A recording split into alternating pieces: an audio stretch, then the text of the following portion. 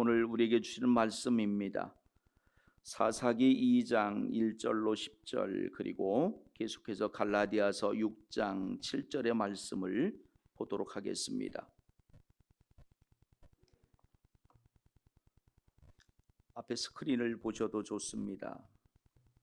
여호와의 사자가 길갈에서부터 보김으로 올라와 말하되 내가 너희를 애굽에서 올라오게 하여 내가 너희의 조상들에게 맹세한 땅으로 들어가게 하였으며 또 내가 이르기를 내가 너희와 함께한 언약을 영원히 어기지 아니하리니 너희는 이 땅의 주민과 언약을 맺지 말며 그들의 제단들을 헐라하였거늘 너희가 내 목소리를 듣지 아니하였으니 어찌하여 그리하였느냐.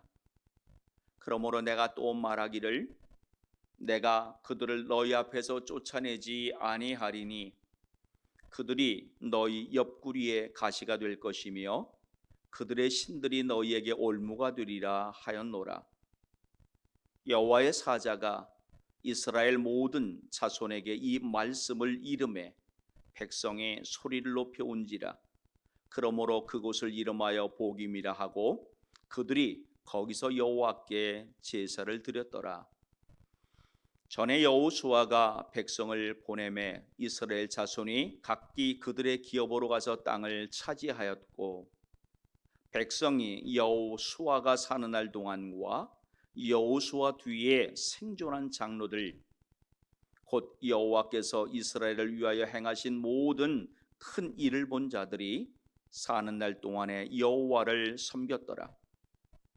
여호와의 종 눈의 아들 여호수아가 110세에 죽음에 무리가 그의 기업의 경내 에브라임 산지 가스산 북쪽 딥낫 헤레스에 장사하였고 그 세대의 사람도 다 그 조상들에게로 돌아갔고 그 후에 일어난 다른 세대는 여호와를 알지 못하며 여호와께서 이스라엘을 위하여 행하신 일도 알지 못하였더라. 아멘. 갈라디아서 6장 7절의 말씀도 함께 하겠습니다. 스스로 속이지 말라. 하나님은 업신 여김을 받지 아니하시나니 사람이 무엇으로 심든지 그대로 거두리라. 아멘. 우리 함께 인사합니다. 할렐루야. 한글은 소리 문자죠. 반면 한자는 뜻을 가지고 있는 문자입니다. 그래서 글자 하나하나마다 그 뜻을 품고 있어요. 교육이라고 하는 단어를 뜯어놓고 보면은 가르치는 것과 길러지는 것이 합해진 단어입니다. 즉 교육이라는 것은 가르침과 기름이 균형을 이룰 때 바른 교육이 된다라는 것을 말하고 있습니다. 가르침과 기름을 다른 말로 말한다면 이론과 실천이 같이 가야만 한다는 말이기도 합니다. 오늘날 교육 현장에서 다양한 교육 이론과 방법들이 나오고 있습니다. 정말 뛰어난 교사들이 가르치고 있습니다. 그럼에도 이 기름이라고 하는 육성의 문제에 있어서는 약한 것이 현실입니다. 교회 안의 신앙교육 또한 별반 다르지 않은 것 같습니다. 많은 기독교 교육학자들이 오늘날 교회 교육을 향하여 뿌리가 흔들리는 단계를 넘어서 이미 그 뿌리가 많이 뽑혀진 상태라고도 말하고 있습니다. 세상 교육은 잠시 접어두더라도 오늘 기독교의 신앙 교육이 이렇게 흔들리고 뿌리 뽑혀지는 현상이 어디에서 비롯된 것이라고 생각하십니까? 다양한 이유들이 존재할 것입니다. 그러나 분명한 것 하나는 기독교 신앙교육의 세상적 교육 방법을 너무나 많이 접목시킨 것도 한 요인이 되고 있습니다. 그런 의미에서 오늘 우리에게 주신 이 사사기 2장의 말씀과 갈라디아서 6장의 말씀은 우리에게 다시 한번 신앙 교육의 길을 제시해 주고 있는 말씀이기에 의미가 있습니다. 아시는 것처럼 이스라엘은 그들을 행복의 길로 이끌고 또 보존하기 위해 단 한 번 하늘로부터 그들에게 주어진 율법을 소유하게 되었습니다. 또한 그들이 언제든지 정도에서 이탈할 때에는 바른 길로 가라고 하는 교훈과 책망이 하늘로부터 오는 특별한 메시지를 가졌습니다. 이것이 이스라엘 민족만의 특권입니다. 율법과 때마다 주어지는 하나님의 말씀. 여러분, 이사야 30장 21절의 말씀을 보십시오. 너희가 오른쪽으로 치우치든지 왼쪽으로 치우치든지 네 뒤에서 말소리가 네 귀에 들려 이르기를 이것이 바른 길이니 너희는 이리로 가라 할 것이라. 그들은 이미 가지고 있고 읽을 수 있는 기록된 말씀 외에도 이 말씀처럼 이것이 길이다라고 그들 뒤에서 들려오는 말소리를 종종 들었습니다. 하나님이 그런 식으로 이스라엘 민족을 대하시는 방법이 비로소 오늘 본 말씀 속에서 시작되어지죠. 그들이 모세의 말을 들으려 하지 않습니다. 그러자 예언자들의 말을 듣는지 안 듣는지 시험 받게 된 것입니다. 그리고 오늘 아침 예배하는 저와 여러분은 본문을 통해서 사람들의 자기의 신앙이 차가워졌을 때 들려졌던 그 각성이 오늘 우리에게 그대로 들려지고 있습니다.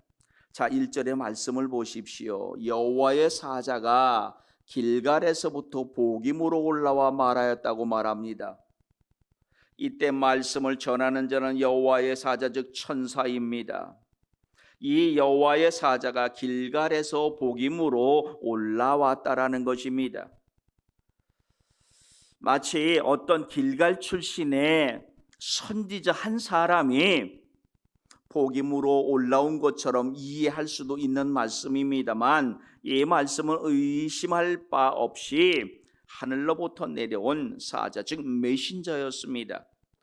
여호수아서 5장 13절로 15절의 말씀을 보면은요, 여호수아가 여리고에 가까이 이르렀을 때에 눈을 들어본즉 한 사람이 칼을 빼어 손에 들고 마주 서 있는지라. 여호수아가 나아가서 그에게 묻되 너는 우리를 위하느냐 우리의 적들을 위하느냐 하니 그가 이르되 아니라 나는 여호와의 군대 대장으로 지금 왔느니라 하는지라. 여호수아가 얼굴을 땅에 대고 엎드려 절하고 그에게 이르되 내 주여 종에게 무슨 말씀을 하려 하시나이까. 여호와의 군대 대장이 여호수아에게 이르되 내 발에서 신을 벗으라 내가 선 곳은 거룩하니라 하니 여호수아가 그대로 행하니라. 즉 하나님의 사자가 길갈에서 가졌던 사명과 같은 사명을 가지고 이제 복임에 나타났다는 말씀이 바로 1절의 그 말입니다. 이스라엘이 가나안 정복 실패를 통하여 그 실패 이면에 하나님을 향한 순종이 결여되어 있다는 것을 지금 하나님은 여호와의 사자를 보내 이스라엘 백성에게 선포하고 계시죠. 4절 상반절을 보니까 이스라엘 모든 자손을 향한 하나님의 말씀입니다. 말씀은 짧습니다. 그런데 그 말씀 안에 참으로 많은 내용이 들어가 있습니다. 그리고 하나님은 본문을 통하여 우리에게 몇 가지 말씀을 분명하게 하고 계십니다. 특별히 1절을 다시 한번 보십시오. 1절에서 하나님은 이스라엘 백성을 향하여 하신 그 일, 그게 무엇입니까? 애굽에서 올라오게 하였습니다. 그 애굽에서 올라오게 하신 하나님, 그것은 일찍이 하나님이 그들의 조상들에게 맹세하신 땅이었습니다. 그곳으로 가시게 하려고 애굽에서 나오게 하신 것입니다. 또한 1절 하반절을 보니까 이렇게 또한 약속합니다. 조상들에게 약속하셨던 그 하나님이 이제 너희와도 그 약속을 계속 유지할 수 있도록 하시겠다고 말씀합니다. 이 말씀은 그들이 특별한 백성으로 선택받은 그것, 그들이 오직 하나님께만 충실하다면 하나님의 약속은 결코 변하지 않으실 거라는 것을 확인시켜 주시는 말씀이기도 합니다. 다시 말하면 하나님과 이스라엘 백성이 맺은 이 약속은 그들의 조상 때에서 지금까지 변함이 없었고 이후에도 변하지 않을 거라는 것이죠. 오직 하나님의 약속이 변하다라면 그것은 한 가지 경우입니다. 계약을 맺은 이스라엘 백성 편에서 파괴하는 경우입니다.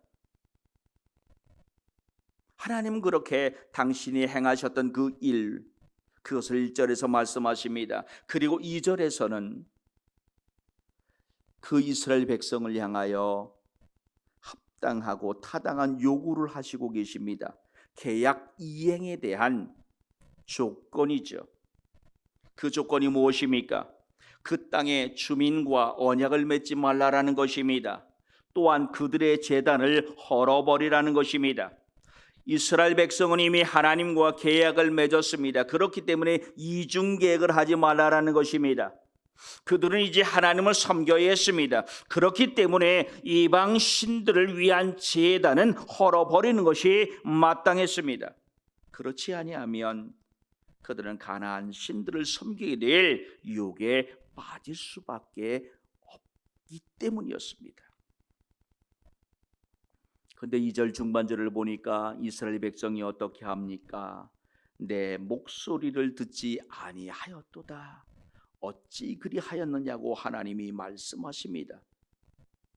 그리고 3절에서 그들의 그 하나님의 말에서 벗어남을 통하여 그들에게 이 말 하나님의 또 다른 행동을 말씀하시고 계시죠. 그들을 너희 앞에서 쫓아내지 아니하리라는 것입니다. 그리고 그들이 이스라엘 백성에게는 올무가 될 것이라는 말씀을 하고 있습니다. 이 경고의 말씀의 4절 중반절에 보니까 이스라엘 백성이 소리를 높여 울었습니다. 하나님 사자의 책망하는 소리가 그들의 마음을 두드린 것이죠. 죄를 뉘우치고 애통합니다. 아마 다가올 심판이 두려워서 그렇게 크게 울었을 수도 있습니다. 어찌됐든 그들은 지금 하나님 앞에 소리 높여 회개하고 있습니다. 뿐만 아닙니다. 그들은 그들이 소리 높여 회개했던 그 장소에 이름을 지어줬습니다. 복임이라는 이름입니다. 우는 자들이라는 이름. 그리고 5절 중반절 이후의 말씀을 보니까 그곳에서 하나님을 위한 속죄의 제사를 드리죠. 분명히 이 제사는 하나님과의 관계가 어긋나서 그리고 이제 다시 회복되어지기에 번제요 속죄제의 제사를 드렸을 것입니다.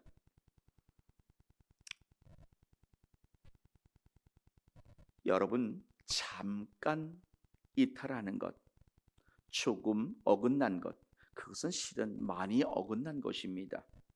눈앞에서는 조금 어긋난 것 같지만 조금 지나면 그것은 엄청난 간격을 보이게 되지요.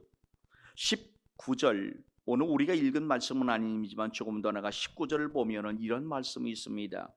그 사사가 죽은 후에는 그들이 돌이켜 그들의 조상들보다 더욱 타락하여 다른 신들을 따라 섬기며 그들에게 절하고 그들의 행위와 패역한 길을 그치지 아니하였더라. 문제는 이스라엘 백성의 이 회개가 지속되지 못했다라는 것이죠. 시간이 지나면서 그들은 다시 하나님의 그 책망을 잃어버렸습니다. 그리고 다시 하나님의 길에서 어긋나 있는 그들이었습니다. 이것이 그들에게 있어서 불행이었죠. 사랑하는 여러분, 옛날이나 지금이나 10년 전이나 지금이나 오늘 예배하는 저와 여러분에게 있어서 숙제가 하나 있죠. 신앙의 숙제. 가장 큰 숙제가 무엇입니까? 오늘 우리 권사님 기도하시면서 교회 연합, 전도와 선교, 그리고 우리 교회 내에 있던 이런 크고 작은 문제들에 대해서 기도했지만 가장 큰 숙제는 믿음의 계승이죠. 주님 오실 날까지 석관 제일교회의 문이 닫혀지면 안 됩니다. 주님 오실 그때까지 이 교회의 문은 선교로 열려져 있어야만 합니다. 우리는 이것 때문에 염려합니다. 근심합니다. 걱정합니다. 그런데 여기까지입니다. 염려와 근심과 걱정 그 이후 어떻게라고 하는 이 부분에 있어서 우리는 내가 중심이 아닌 그 누군가에게 이 어떻게를 옮기고 있어요. 그 책임감을. 목사가, 우리 전도사님 같은 또 다른 교육자가, 장로들이. 여러분 7절을 보십시오. 한번 같이 읽어보겠습니다. 백성이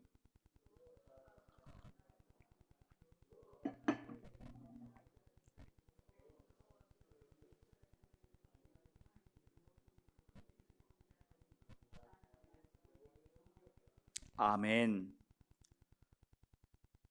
이스라엘 백성들이 언제까지 여호와를 섬겼습니까? 여호수아가 사는 날 동안이라고 말합니다. 그리고 여호수아 뒤에 생존한 장로들이 있는 그때까지입니다. 여러분 8절을 보면은 여호와의 종 눈의 아들 여호수아가 110세의 죽음에 그랬습니다.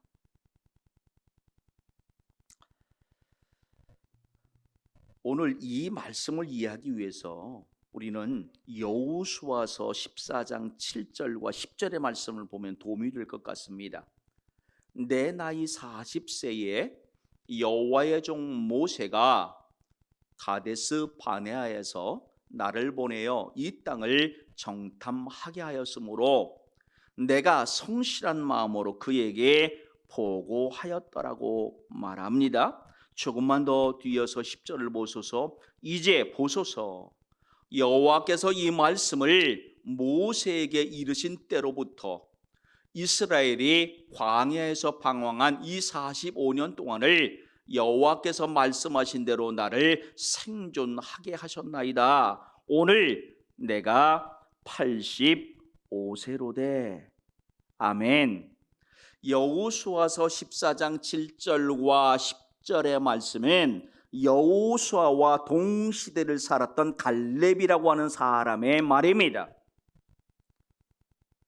일찍이 모세는요, 애굽을 나온 그 다음에, 그러니까 출애굽 2년째 되는 해에 이스라엘 12지파의 아주 용맹한 젊은이를 택해서 가나안을 정탐하게 했던 적이 있습니다. 그때 여호수아와 갈렙도 그 12명의 정탐꾼 중 한 명이었어요. 근데 오늘 본문을 보니까 갈렙이 그때 나이가 몇 살이라고 말하고 있습니까? 7절을 보십시오. 몇 세요? 40세라고 말합니다. 그 우리로 말하면 39살에 나온 거예요. 그죠? 그리고서 지금 40세에 들어갔어요. 그리고 10절에 보니까 가나안에 들어갈 때까지 45년 동안을 광야에서 방황했다라고 표현하고 있습니다. 자, 그러면 이때 나이는 85세라고 말하면 45년의 시간이 지금 더 흐른 겁니다.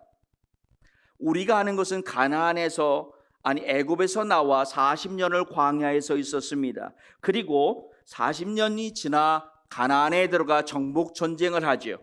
그러니까 오늘 이 말씀을 그대로 해석해 보면 45년에서 한 2년 정도를 빼고, 그죠? 그러면 가나안 정복 전쟁이 한 7년 정도 됐다라는 것을 알 수 있습니다. 다음으로 여호수아 뒤에 생존한 장로들 중에는요, 여호수아보다 한 20년 정도를 더 살았던 장로들도 있었을 것입니다. 그래서 풀핏이라고 하는 아주 유명한 성경학자는 결론적으로 이스라엘은 가나안 정착 초기 약 50년 정도는 하나님을 잘 섬겼다라고 주장을 해요. 그때까지는 여호수아도 있었고 하나님의 이적을 경험했던 그 경험자들이 살아 있었더라는 것이에요. 가나안 정착 50년 후 전혀 생각지 못한 큰 변화가 이스라엘 백성들에게 일어나고 있습니다. 그것이 오늘 우리가 읽었던 그 10절의 말씀입니다. 결론적으로 무슨 말입니까? 여호와를 알지 못한 세대가 등장했다라는 것이에요.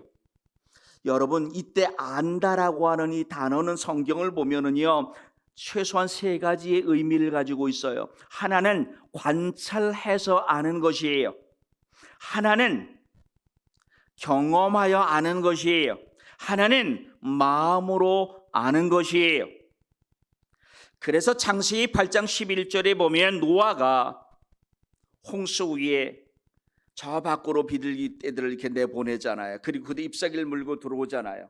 그때 그 짐승의 행동을 통해서 물이 빠졌다 안 빠졌다를 알고 있어요. 이게 바로 관찰을 통한 알미예요.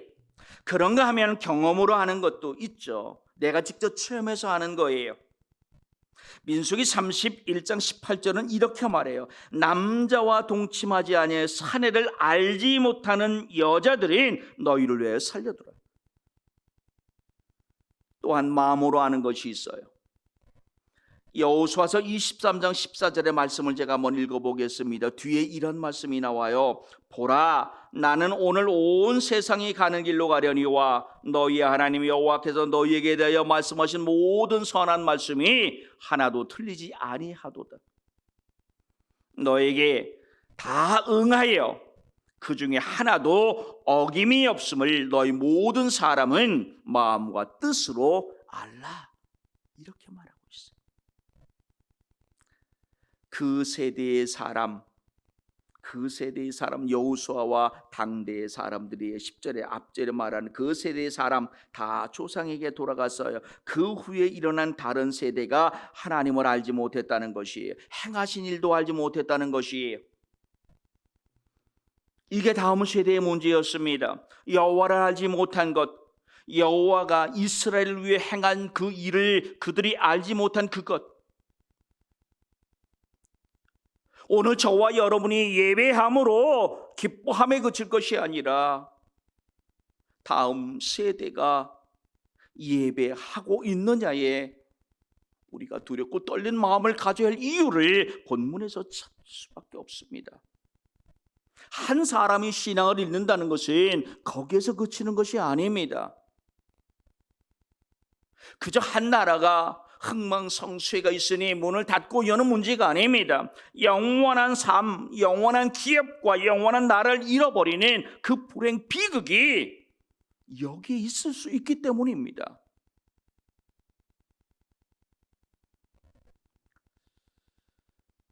오늘 여기서 여호와를 알지 못했다는 것, 다음 세대가 그렇다면은 오늘 여기서 말하는 그 알지 못한 무엇을 말하겠어요? 경험적으로 여호와를 알지 못했다는 것을 말하죠. 마음으로 여호와를 알지 못했다는 것을 말하는 것이에요. 이게 오늘 우리 현실과 다르지 않습니다. 때로 우리가 이렇게 말하잖아요. 초창기 기독교 초기 사도들의 시대 때의 성령 충만함의 역사, 여러분 예배하는 세대는 7, 80년대의 그 뜨거웠던 기도 체험, 성령 체험의 역사를 우리는 경험했잖아요. 그 현장에 있었잖아요. 그런데 오늘 자꾸 그 뜨거워진 가슴의 경험이 머리로 가는, 거기서 그치는 일이 얼마나 많습니까? 그런데 이 일이 실은 수천 년 전에도 이미 있었다라는 것이에요. 사무엘상 2장 12절의 말씀을 보십시오. 엘리의 아들들은 행실이 나빠 여호와를 알지 못하더라.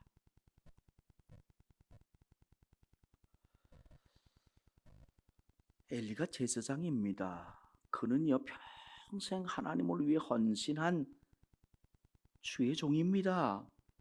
그 아들들이 그런데 여호와를 알지 못했다고 말하고 있습니다.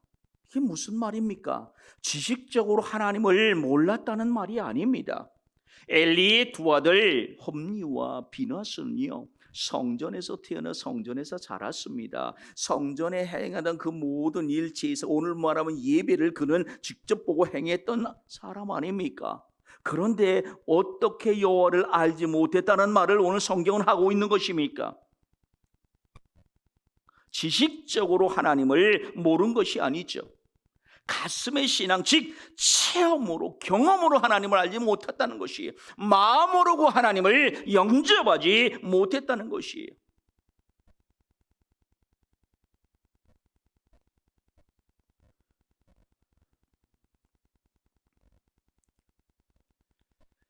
바울은 바로 이런 세대를 향해서 디모데에게 이렇게 경고합니다. 디모데후서 3장 5절에 경건의 모양은 있으나 경건의 능력은 부인하니 이 같은 제들에게서 네가 돌아서라. 경건의 모양이 있대요. 유대인들의 율법주의를 말한다고도 하지만 결국에 뭐예요? 외식적인 신앙의 모습을 가진 것을 의미하잖아요. 경건의 능력에 대한 부인은 바로 복음을 부인하는 것을 말해요. 종교적으로는 모든 형식을 갖추고 있어요. 그리스도인 같은데 그리스도인의 삶은 아닌 거죠. 그러한 모습에서 돌아서라는 것이에요. 그러니까 겉으로 드러나는 삶의 모습도 그리스도인이어야 하고 내면적인 삶의 향기 또한 그리스도인이어야 한다는 말입니다. 바울은 디모데에게 하나님을 외식적으로 섬기는 무리들 그 집단과 멀어지라고 지금 이 말을 하는 것이 아니에요. 그러한 자들을 분별하여 교회 안에 들어오지 못하게 하라는 것이에요.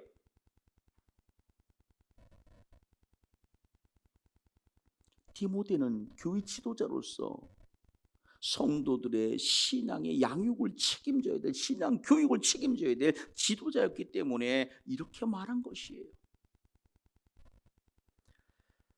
갈라디아서 6장 7절에 스스로 속이지 말라. 하나님은 업신여김을 받지 아니하시는 사람이 무엇으로 심든지 그대로 거두리라 하였습니다. 고린도후서 9장 6절의 말씀을 보십시오. 이것이 곧 적게 심는 자는 적게 거두고 많이 심는 자는 많이 거둔다 하는 말이로다. 아멘. 고린도후서 9장 6절의 말씀은 양에 대한 말이에요. 많이 심고 적게 심는 이 양에 대한 말이라면 갈라디아서 6장 7절은 질적인 문제에 대한 말씀이에요. 스스로 속이지 말라라고 하는 말은 어떠한 유혹이나 미혹에 빠져 믿음을 잃어버리지 말라라는 말이에요. 왜요? 하나님은 업신여김을 받지 않는다, 경멸을 받지 않으신다는 말씀입니다. 여러분, 사람이 하나님을 업신여길 수 있습니다. 경멸할 수 있어요. 그럼 무시할 수 있죠. 그러나 하나님을 앞서거나 속일 수는 없습니다. 하나님이 사람의 모든 행위를 다 꿰뚫어 보고 계세요. 예배하는 저와 여러분의 모습, 저는 지금 여러분의 겉모습을 보고 여러분 또한 저의 겉모습을 보지만 하나님은 내면까지 다 보고 계시는 것이에요. 그래서 우리가 오늘 교독한 말씀 가운데서도 뭐라고 말해요? 젊은이들아 너희 본대로 행하라. 그러나 그 책임이 너희에게 있을 거야. 오늘 본문에서 바울도 사람이 무엇으로 심든지 그대로 거두리라.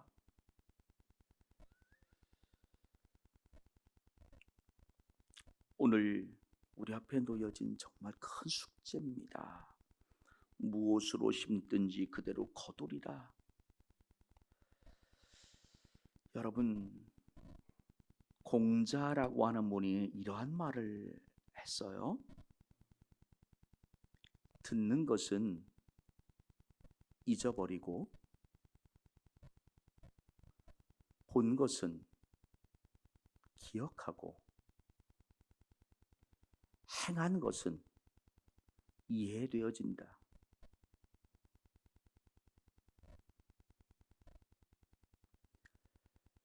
오늘 우리의 삶이, 특별히 믿음 안에서 삶이 다음 세대에게 신앙을 잘 전하기 위해 그들이 있더라도 들려주어야 합니다.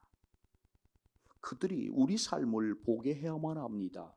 우리 삶을 통해서 하나님을 보게 해야만 합니다. 그래서 그들이 이해하게 하여야 합니다. 이해하게 하여야 합니다. 경험하게 하여야 합니다. 그래 그들의 삶이 되는 것이에요. 그들 또한 그것을 따름으로. 이게 우리 앞에 놓이는 숙제입니다. 그들을 걱정하지 마십시오. 오늘 내가 가고 있는지, 말을 전하고 있는 제가 가고 있는지, 여러분이 가고 있는지,